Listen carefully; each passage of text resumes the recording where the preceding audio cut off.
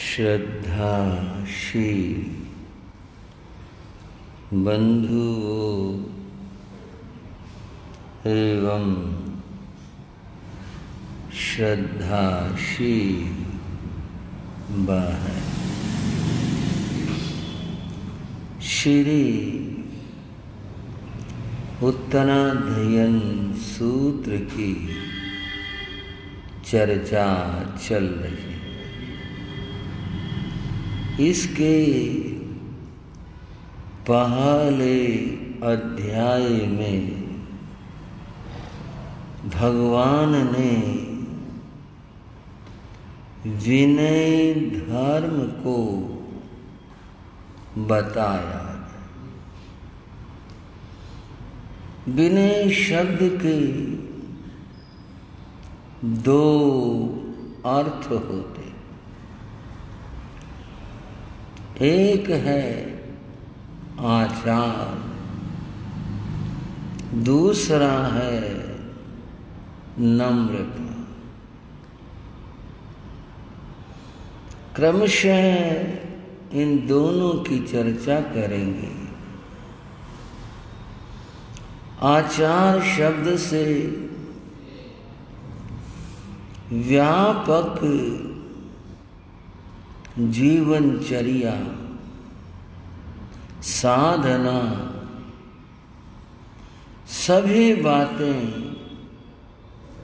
इससे जुड़ी हुई। विनय से उससे भी बहुत सारी बातें जुड़ी। शास्त्र में विनय के 7 प्रकार बताए। ज्ञान विनय, दर्शन विनय, चरित्र विनय, मन विनय, वचन विनय, काया विनय, लोकोपचार विनय। ज्ञान के प्रति समर्पण। जब तक समर्पण नहीं होगा, ज्ञान प्राप्त नहीं हो सकता। दर्शन,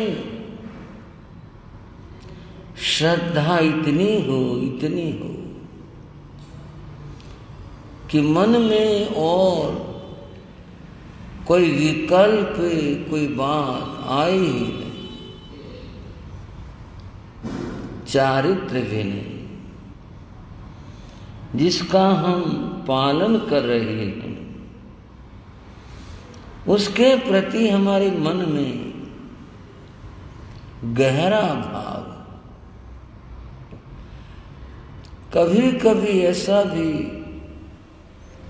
मनुष्य कहता है, अरे भाई कर तो रही है, पता नहीं कुछ फल होगा नहीं होगा। उस चरित्र के लिए पूर्ण समर्पण का भाव हो, ये चारित्र भी नहीं। आगे मन, वचन और काया की बात करें। मन विनय, मन में विनय का भाव हो। वचन विनय, वचन से विनय उच्चरित हो। और काय विनय, तीनों बातें जुड़ी हुई। काया से तो विनय की, मन में विनय नहीं, ऐसा होता। एक भाई ने एक बहुत ही मजे की बात कही। वो मैं काया और मन की बात का अंतर बता रहा हूं। उस तरह का कोई हास्य का भाव मेरा नहीं। उसने कहा जी, सबकी भाषाएं अलग अलग होती हैं। भाषाएं तो अलग होती हैं। बोले ऐसे नहीं जी। दुकान पर ग्राहक आया, सामने चाय वाले की दुकान है। दुकानदार ने कहा, हाँ भाई चाय वाले, 2 चाय लेके आना। भाइयों, आपको तो समझ में आ गई होगी। अच्छा जी, क्या करना है? 2 चाय लेके आना। अरे देर कर दी बाबूजी, दूध नहीं अभी लेके आता हूँ। आदमी अपने आप चले भाई, कब दूध आएगा चाय पे? लारा जी फिर आऊँगा। अच्छा भाई फिर आ जी। और जो चाय मंगवानी हो, हाँ भाई 2 चाय लेके आना। और चाय आ गई। मन विनय, वचन विनय का है। मन में क्या है, वाणी में क्या है, और काया से क्या कर रहे हैं। इन तीनों के अंदर विनय होनी चाहिए, तभी पूर्णता आएगी, अन्यथा अपूर्णता रहेगी। लोकोपचार कहते हैं केवल व्यवहार निभाने के लिए। हाँ जी नमस्ते जी, नमस्ते जी, बस कुछ नहीं, कोई भाव नहीं, कोई मन के अंदर किसी तरह की नम्रता नहीं, बस एक व्यवहार निभाना था, वो निभा दिया, इतना। भगवान कहते हैं विनय के बिना कल्याण नहीं है। इसलिए पूर्ण रूप से विनय का भाव जीवन में होना चाहिए, तभी वो विनय मुक्ति प्रदान कर सके। विनय को समझाने के लिए संतों को, शिष्यों को एक उदाहरण के द्वारा समझाया गया। एक घोड़ा है, वो घोड़ा अड़ियल घोड़ा है। कई पशुओं का स्वभाव होता कि वे अड़के खड़े हो जाते, मार पड़ती रहेगी, मार खाते रहेंगे, चल के नहीं देंगे। अब वो दुख पा रहे हैं, अड़के खड़े हुए हैं, और दूसरे एक जरा सा संकेत हुआ, उससे चल दिए। पहले वाला उदाहरण में बताया, उसका स्वामी भी दुख पाता है और वो घोड़ा भी दुख पाता है। स्वामी तो इसलिए कि भी उसका काम है, वो रुक गया, अटक गया, गुस्सा आ रहा है, मार रहा है, और वो इसलिए कि मार खा रहा है। दोनों दुख पाते। और वह जो संकेत भर से ही कार्य करने लगे, चलने लगे, जिधर कहे उधर मुड़ने लगे, संकेत भर से ऐसा हो, वह जो घोड़ा है स्वयं भी सुखी रहता है और अपने स्वामी मालिक को भी सुखी रखता है। ऐसे बनना है, जो संकेत भर से ही बात को समझ जाए और वैसा करने लगे, ऐसा घोड़ा।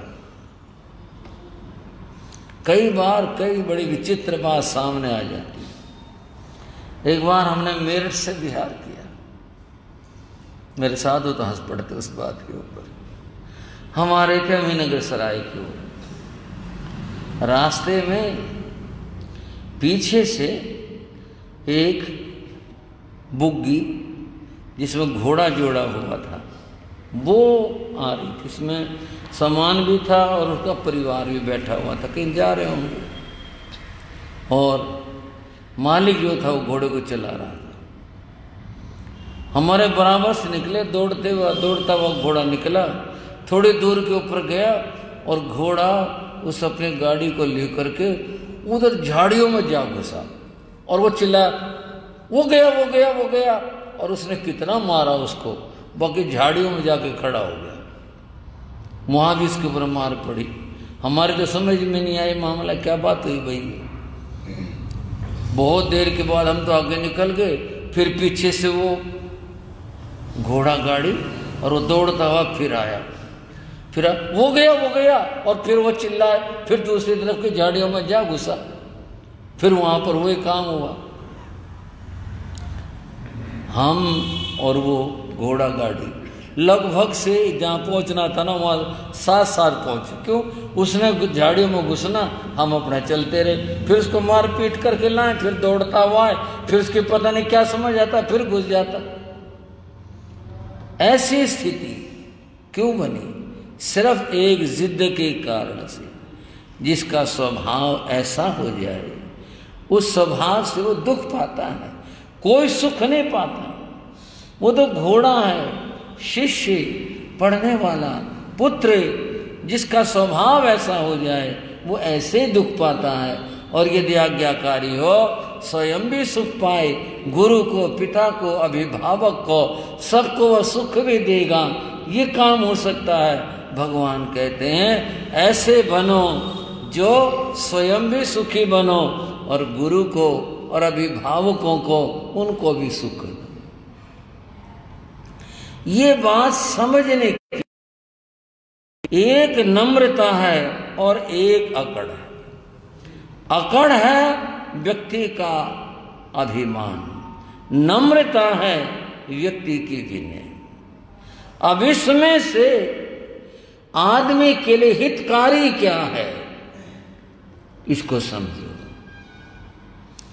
एक दार्शनिक हुआ, उसका नाम लाओ त्से था, चीन का रहने वाला था। चीन में कुछ ही लोग हुए हैं। लाओ त्से दार्शनिक आदमी था। लाओ त्से बूढ़ा हो गया था। एक बार कुछ विद्यार्थी लाओ त्से से मिलने के लिए आए। लाओ त्से उस समय लेटा हुआ था। विद्यार्थी आए, नमस्कार किया, बैठ गए, बातचीत हुई। जो उन्होंने पूछना था कुछ था। अंत में जब जाने का समय हुआ, उन विद्यार्थियों ने लाओ त्से से कहा, गुरुदेव आप हमें कुछ शिक्षा दो, क्योंकि जो बात पूछनी थी तो पूछ ली थी। उन्होंने कहा कुछ हमें शिक्षा दो। लाओ त्से ने सुना। सुनने के बाद कहा इधर आओ, मेरे पास आओ। वे समीप आ गए। लाओ त्से ने एक विद्यार्थी को कहा तुम खड़े हो जाओ। वो खड़ा हो गया। लाओ त्से ने मुंह खोला और कहा जरा मेरे मुंह के अंदर देखो। ये क्या बात हुई? चलो कहा, उसने मुंह खोल दिया। उस विद्यार्थी ने मुंह में झांका, उसके बाद बोला बैठ जाओ। लाओ त्से ने पूछा तुमने मेरे मुंह में क्या देखा? बोला जी मुंह में तो जबान है और तो कुछ नहीं देखा। बोले दांत हैं? बोले ना जी दांत तो नहीं है। बोले हाँ यही बात थी, मेरे दांत सारे गिर गए। लाओ त्से कहता है मेरे सारे दांत गिर गए, जबान है मुंह में। एक समय का दांत भी थे, जबान भी थी, अब दांत नहीं रहे। तुम जरा समझना मेरी बात को। दांत कठोर थे इसलिए सारे टूट गए। जबान कोमल थी इसलिए बनी हुई है। लाओ त्से ने अपना संदेश दिया, विद्यार्थियों जीवन में कोमल नम्र बन करके रहोगे तो जबान की तरह सदा बने रहोगे, और अगर कठोर बनोगे तो तुम्हारी गति दांतों वाली हो जाएगी। जैसे दांत नहीं रहे, सबके सब टूट गए, इसी तरह से व्यक्ति टूट जाता है। व्यक्ति को नम्र होकर के जीना चाहिए, ये विनय धर्म है। महाभारत में भी एक प्रसंग आया। वो प्रसंग काल्पनिक प्रसंग है, लेकिन उसके माध्यम से कुछ बात कही गई। सारी नदियां बह करके समुद्र में जाकर गिरती हैं। बूढ़ी बूढ़ी नदियां, उन नदियों के साथ में अनेक वृक्ष भी बह करके आ जाते हैं और चीजें बह करके आ जाती हैं, क्योंकि जंगलों से नदियों का गुजरना होता और जो किनारे पर पेड़ खड़ा होता वो उसकी जड़ें जो मिट्टी हट जाती, मिट्टी कट जाती तो पेड़ गिर जाते, पानी में बहते, लुढ़कते करते समुद्र तक पहुंच जाते। उन नदियों में एक वेत्रवती नदी थी, नाम था उसका वेत्रवती। समुद्र ने वेत्रवती नदी से कहा, वेत्रवती तू वेणुवन से होकर आती है। एक वन था, उसका नाम था वेणुवन। तो वेणुवन से होकर आती है, लेकिन अपने साथ में आज तक तू कुछ नहीं लेके आई। कोई वृक्ष, कोई चीज तू कुछ नहीं लेकर के आए। ये क्या बात है? और सब नदियों के साथ तो इतना कुछ आता है, तेरे साथ में कुछ भी नहीं आता, ये क्या बात है? वेत्रवती नदी ने कहा, महाराज मैं वेणुवन से आती। वेणुवन में बैत के वृक्ष हैं। किसके भाई? बैत के। मैं बहुत प्रवाह से मेरा पानी आता है, मैं कितने भी प्रवाह से चल लूं, लेकिन जब बैत के पेड़ हैं, जब प्रवाह की टक्कर लगती है ना, वो झुक जाते हैं, पानी ऊपर से निकल जाता है, फिर वो खड़े हो जाते हैं मेरे पानी के गुजरने के बाद में। इसलिए वेणुवन से मैं एक भी पेड़ को उखाड़ नहीं पाती, क्योंकि वो झुक जाते हैं। समझ लो बंधुओं, वेत्रवती नदी और समुद्र संवाद में महाभारत में कितनी अद्भुत बात बताई। कहा जो झुक जाता है उसको कोई उखाड़ नहीं सकता, उसको कोई तोड़ नहीं सकता। जो झुक गया और जो झुकता नहीं है, अकड़ में खड़ा रहता है, बंधुओं वो खड़ा नहीं रह पाता, उखड़ जाता है, उनका जीवन नष्ट हो जाता है। विनय की बात अद्भुत है बंधुओं, बहुत विलक्षण है, समझने की है, और केवल समझने की नहीं, जीवन उतारने की बात है। जो विनयवान है वो कभी टूट नहीं पाएंगे, झुकने वाले कभी उखड़ नहीं पाएंगे, और जो अहंकार में रहेंगे, अकड़ में रहेंगे, वो रह नहीं पाएंगे, उखड़ जाएंगे, उनके जीवन नष्ट हो जाएंगे। अतः अगर हमने जीना है, रहना है, तो हमारा जो रास्ता है वो विनय धर्म का है। उस रास्ते पर चल करके हम परम लक्ष्य पर जा सकते हैं, अन्यथा उन वृक्षों की तरह उखड़ जाएंगे, जीवन नष्ट हो जाएगा। जीवन के अंदर विनय धर्म परम धर्म है।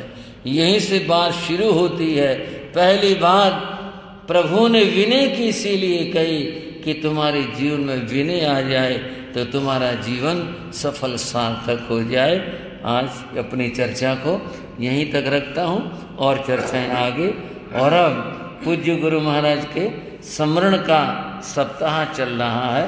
हम पूज्य गुरु महाराज के जीवन की चर्चाएं कर रहे हैं। आज भी कुछ चर्चाएं करते हैं, मिल करके बोलेंगे। गुरु योगी राज गुण गाले, चरणों में शीश झुकाले। गुरु योगी राज गुण गाले, चरणों में शीश झुकाले। गुरु राज गुण गाले, चरणों में शीश झुकाले।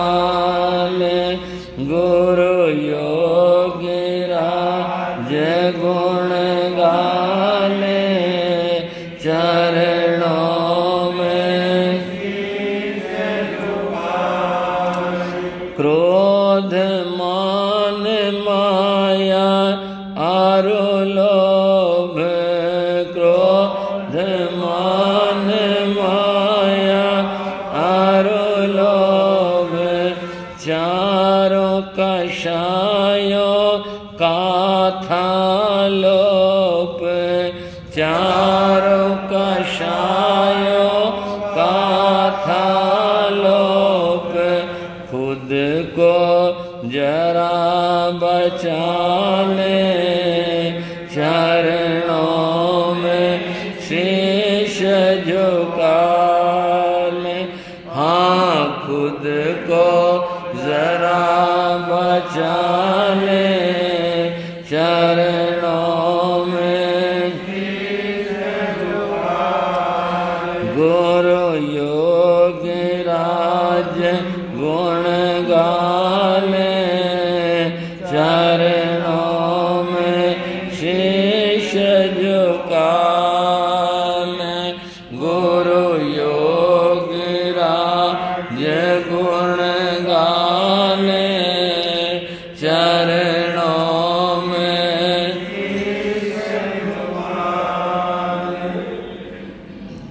बंधु। पूज्य गुरुदेव योगीराज जी महाराज का जब देवलोक हुआ तो उसके बाद संतों के, साधुओं, श्रावकों के, समाजों के बहुत सारे पत्र आए। वो पत्र मैंने पढ़े, गुरुजी ने पढ़े, समाज ने भी पढ़े। अब ये पत्र संवेदना पत्र होते हैं। आदमी दुख प्रकट करता है और पीछे वालों के लिए वही सांत्वना के दो शब्द कहता है, धैर्य रखना, ऐसा रखना, यही शब्द कहे जाते हैं। गुरु महाराज की सम्मान में जो पत्र आए उनमें दो बातें लगभग सबने लिखी। वो उनके जीवन के गुण थे और वो लगभग सभी ने कभी पहले लिख दी, किसी ने नीचे लिख दी, किसी ने बीच में लिख दी, किसी ने कैसे, सबने लिखी। वे दो बातें थी। एक बात तो थी कि लिखने वालों ने ये लिखा, हमने गुरुदेव योगीराज जी को कभी क्रोध करते नहीं देखा, उनके माथे पर कभी हमने सलवट नहीं देखी, कभी हमारा उनका जो भी बात थी, इतना संबंध रहा, इतना संपर्क रहा, इतने दिन दर्शनों का सौभाग्य मिला, हमने कभी भी उनको क्रोध करते नहीं देखा। और ये बात सत्य थी। मैं भी उनके चरणों में रहने का मुझे भी सौभाग्य मिला, जितना भी मिला। कोई बात कहना अलग बात है, लेकिन क्रोध जिसे कहते हैं, क्रोध कभी नहीं देखा।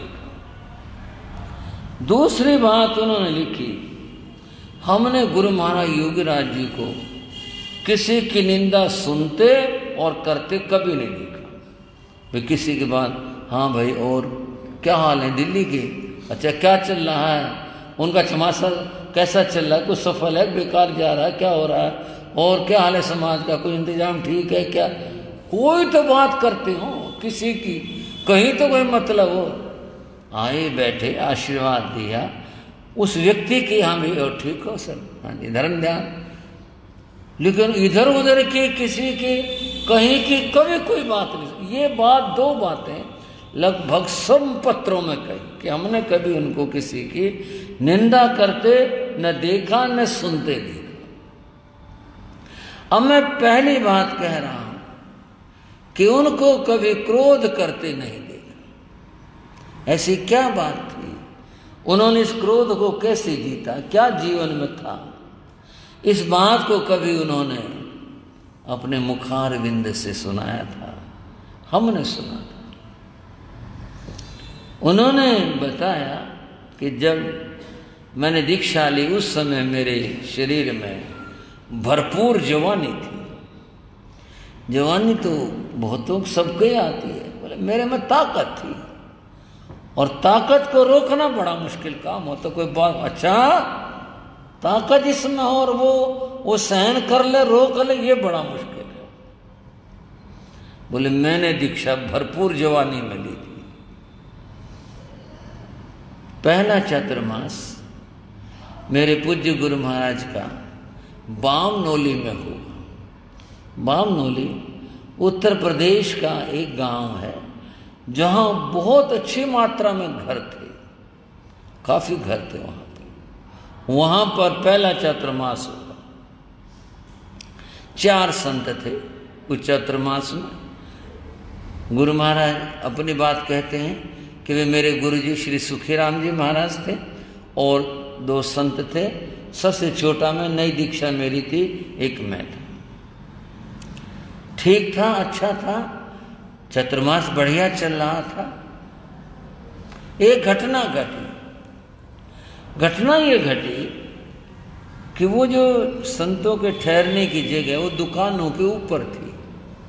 नीचे गांव में जैसा होता ना बाजार, वो कोई दुकान ऐसी होगी, कुछ ऐसी, ऐसा सा बाजार था। स्थानक के सामने एक जैन भाई की बर्तनों की दुकान थी। गांव में दुकानदारी सुबह शाम की होती थी, हमेशा ऐसे होता। सुबह दोपहर को लोग दुकानदार अपना खाली होते हैं। वो दुकान के आगे चबूतरा था, वहाँ पर चारपाई पड़ी रहती थी। आने जाने वाले बैठ जाते और वो लाला जी भी बैठ जाते वहाँ पर। और गांव में ऐसा होता, हुक्का पीने का तो था ही उस ज़माने में, बस हुक्का रखा रहता, हुक्का पीते रहते, बैठे गप्पे मार लेते। शाम से ढल जाती, ग्राहकी शुरू हो जाती, चल भाई चल, अपने लोग जाने वाले चले जाते।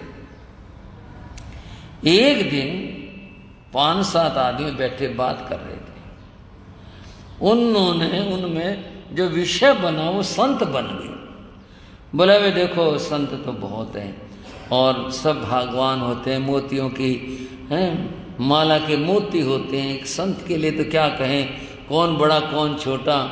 बाकी कई बार कहना भी पड़ जाता है, भाई सुखीराम जैसा साधु तो देखने में नहीं आया।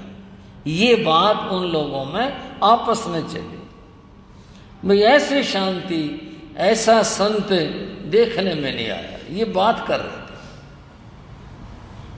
थे। इतने में एक महात्मा, गेरवे कपड़े वाला महात्मा, वो आ गया। उसकी कुटिया वहीं बामनौली में, गांव के बाहर, वहीं नज़दीक ही थी कहीं, तो वहीं रहता था वो। जो आदमी जहाँ रहेगा परिचय हो ही जाता सबका आपस के अंदर। महात्मा वहीं रहता था। वो कहीं से आया था, वहाँ वो आ गया। आओ महात्मा जी, नमस्कार जी, आओ जी आओ। आए भाई आए, कैसे बैठे? सारे जन आज इकट्ठे हो गए। बस महाराज कुछ नहीं, खाली से बैठे थे, बस यही बात। अच्छा, वो भी बैठ गया। बोले क्या बात कर रहे थे भाई? महाराज क्या बात करें, लो आप भी महात्मा सुन लो। हमारे यहाँ चौमासा है, ये सामने, यहाँ हमारे बड़े महाराज हैं सुखीराम जी, तो उन जैसा शांति वाला साधु तो कभी देखा ही नहीं। ऐसा महान साधु है और गुस्से का कभी काम ही नहीं। वो महात्मा परिचित तो थे आपस में, और परिचय जब होता है तो कुछ बोलने में संकोच नहीं होता। वो महात्मा बोला, तुम जन्नी हो ना, तुम बड़े लिग्गी होते हो। महात्मा बोला, बड़े पक्षपाती होते हो, तुम अपने साधुओं को तो दुनिया भर की तारीफ करते हो और तुम्हारे को महात्मा नहीं दिखाई देते। बोले ना महात्मा जी ऐसी बात तो ना कहो, बताओ आपको हमने क्या आदर नहीं किया, क्या सत्कार नहीं किया, बताओ। जब भी आप आए हमेशा आपका आदर करते हैं, सत्कार करते हैं, आपका घर है, रोटी पानी सारी बातें जैसे आपने, बताओ हमने कब आपका आदर नहीं नहीं, तुम अपने जो है ना साधुओं के बहुत तारीफ करते हो। एक भाई बोला जी जो तारीफ के काबिल होगा तो तारीफ तो करी जाएगी, अब बताओ इसमें हम क्या करें। महात्मा बोला, कोई आदमी अनाज खाए और गुस्सा ना करे, ये कभी हो सकता है? अनाज खाए और गुस्सा ना? बोले हाँ जी ये हो सकता है। बोले कैसे हो सकता है? बोले सुखीराम जी उदाहरण है, रोटी तो खाते ही हैं लेकिन कभी गुस्सा नहीं करते। बोले बस बस रहने दो। बोले रहने दो नहीं महाराज, ठीक कह रहे हैं। ऐसी सी बात चली, आपस में हंसी मजाक भी थी, कोई आपस में कोई तनाव नहीं था, बस ऐसे हंसते बोलते रहे। महात्मा अच्छा भाई मैं तो चला। महात्मा चले गए। महात्मा के दिमाग में बात रही, भाई ये नो बता रहे हैं सुखीराम बड़ा ऐसा महान साधु है, एक दिन चल के देखें तो सही। वो महात्मा एक दिन आया और जहाँ संत ठहरे हुए थे दुकानों के ऊपर, उस बराबर से जिन्ना जाता है, वो चुपचाप उस जिन्ने से चढ़ा और वहाँ जा कर के जहाँ वो जिन्ना खुलता था, जैसे ये जिन्ना यहाँ खुलता है, उसने खड़े होकर नजर मारी। 3 साधु तो लेटे हुए थे, आहार के बाद आराम कर रहे थे, और एक साधु दूर से बैठा था। वो जो दूर से बैठा था वो थे हमारे गुरु महाराज योगीराज श्री राम जी लाल जी महाराज, वो वहां बैठे थे। बस देख करके उसने तो जो गाली देनी शुरू कर दी, बड़े मुस्टंडे जैनियों का माल खा करके यूं बनते हैं प्रणाम में, बड़े साधक बनते हैं, पता नहीं क्या क्या शुरू कर दिया उसने। तो गुरु महाराज योगीराज जी की नजर गई, बोले भाई ये कौन? और वो बोले जा रहा था क्या कुछ, बोले अपने सामने गुरु की निंदा और गुरु के अवहेलना ये कैसे बर्दाश्त करो? तो मेरे तो शरीर में बस जैसे करंट होता है ऐसे आया। बोले अच्छा, ये मेरे सामने मेरे गुरु की निंदा करे? उसके बोलने से गुरु महाराज सुखीराम जी की आंखें खुल गई, लेटे से वो बैठ गए। उन्होंने देखा बर राम जी के माथे के तेवर बदल गए, ये गुस्से में आ गया और ये कुछ भी कर दे। और योगीराज जी महाराज कहा करते, मेरे को इतना गुस्सा आया, बस अगर गुरु महाराज ना बोलते ना मैं उठने वाला था, और मैंने सोच लिया था यहां से पकड़ करके इसको एक हाथ से बिना जिन्ने को उतारूंगा, इसको बताऊं इसे कैसे गुरु की निंदा करते हैं। बोले इतना दम था मेरे में, बोले दूसरा हाथ की जरूरत थी नहीं। बोले उन्होंने देखा ना कि भी इसके तो तेवर बदल गया, आंखों का रंग बदल गया, उन्होंने वहीं से इशारा किया। बस गुरु ने वहीं से इशारा किया। बहुत मुश्किल हुई मेरे को, गुरु महाराज कहते इतनी मुश्किल हुई, गुरु ने पाबंदी लगा दी। और वो बोले जा रहा था, कुछ का कुछ बोल रहा था जैन धर्म के बारे में, जैन साधुओं के बारे में, कुछ का कुछ। हम मेरे ऊपर पाबंदी की, चुप, मैं चुप बैठा रहा।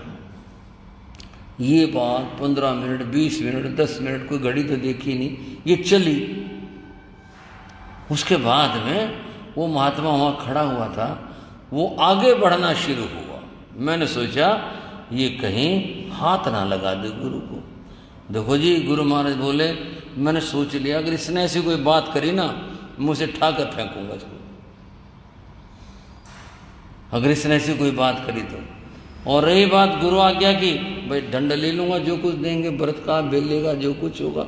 बाकी अगर इसने ऐसा काम कर दिया ना, संत को हाथ लगा दिया, गुरु को हाथ लगा दिया, मैंने सोच लिया कि इसे उठाकर बाहर फेंकूंगा मैं गली में।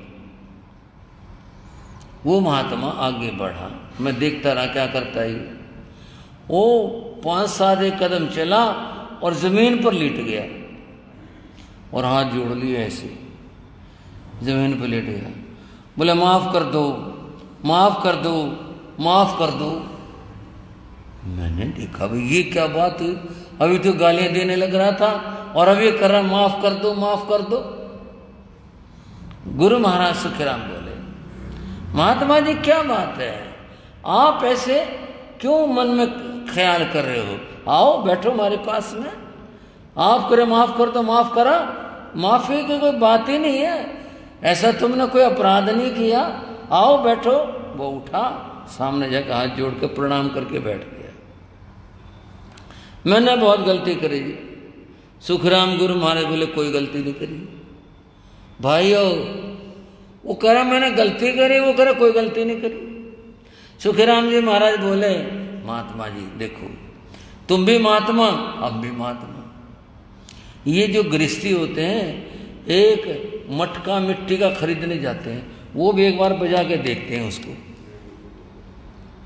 वो भी मटके को बजा करके देखते हैं।